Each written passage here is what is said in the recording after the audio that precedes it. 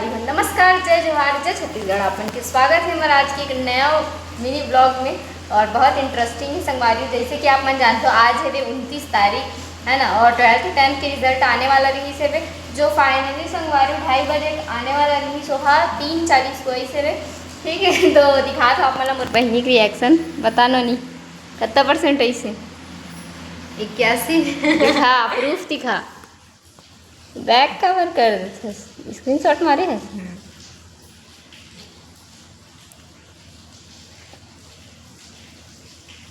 संगवारी दे 407 बने हुए एक तो में डिस्टेंस नहीं गए यार, कैसे गए है ना इंग्लिश में नहीं गए।